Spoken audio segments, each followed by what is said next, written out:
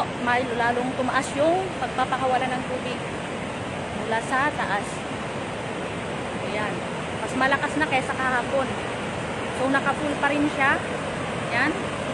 Nakikita nyo? Full pa rin yung pagpapakawala ng tubig. So, ingat-ingat po sa mababang lugar. Hello, kuya. Tingnan ko nga yung kondito. Lumakas na, no? Ayan, nakatodo na siya. So, mas malapit na tayo. Kahapon, doon tayo sa taas. Ngayon, dito na tayo sa baba. So po, para po sa kaalaman ng mga kababayan natin sa bandang Cagayan at Isabela, kung gaano kalakas ang tubig na lumalabas dito sa Magat Dam. So, naka-full na siya. Mas malakas na kaysa kahapon. So, ibig sabihin, mas malakas yung dating ng tubig mula Nueva Vizcaya. Kaya kailangan magpapalabas na yung dam ng tubig para maiwasan yung overflow sa taas. Kasi mas mahirap po mag-overflow sa taas ng dam. So, nakikita niyo po dito. Ayan. Kahapon, hindi bukas yung isang gate. 4 lang yung bukas. So, ngayon, 1, 2, 3, 4, 5 na. 5 gate na yung bukas.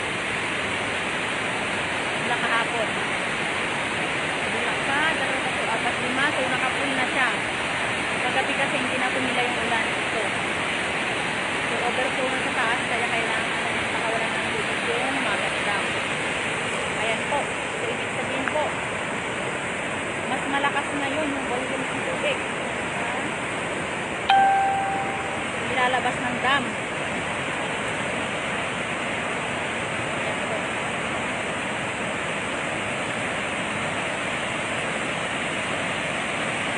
Ayan po. Nakikita niyo po. Ayan. Itong Magat Dam, ito yung way. Ang tubig ng Magat Dam dumadaan sa mga ilog ng Isabela at Cagayan.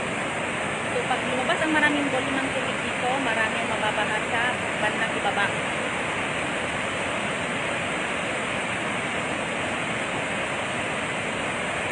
So, nakikita niyo po. Mas mataas kahapon.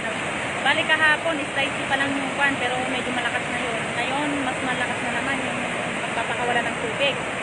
So, ingat po sa mga kababayan natin dyan sa Cagayan. Sa mga kabag-anak namin, ingat po. Posible po ang mas matinding pagbaha dyan. Ayan po.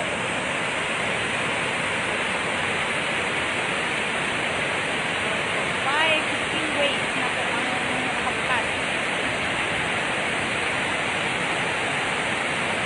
Medyo i-zoom natin pa.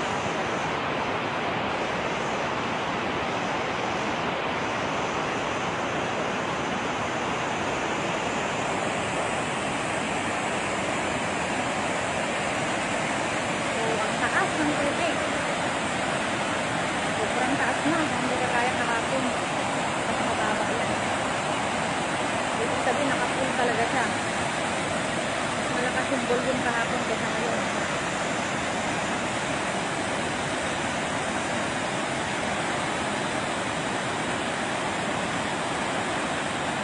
So, bali dyan.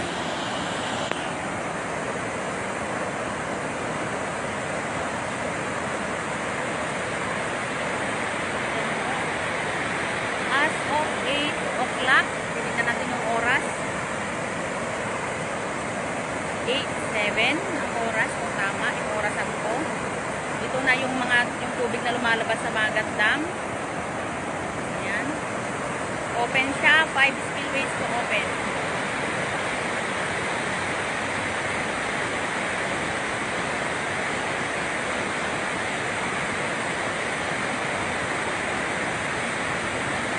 Para po sa information ng mga nasa low-lying areas po sa bandang Isabela at Cagayan po. Ayan. Open na po siya kasi doon sa taas is overflow na po yung tubig. So, hindi pwedeng mag-overflow sa taas. So, kailangan magpapalabas ng tubig ang Magat Dam.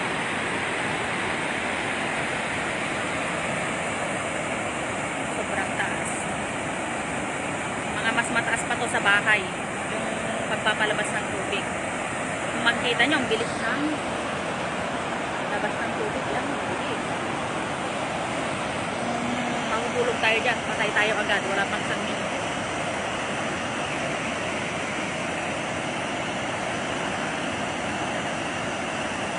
So yan, ang kasalukuyan po yan. Labas ng tubig ang ngayong araw po na ito. So ibig sabihin, yung mga nasa low-lying areas na baha po, hindi pa po bababa ang tubig. Mas tataas pa yan. Kasi mas malaki pa yung volume ng tubig na lumabas. Yan, tubig yan. So kami dito sa Santo Domingo, nasira na yung pump house namin kasi naagos na yata.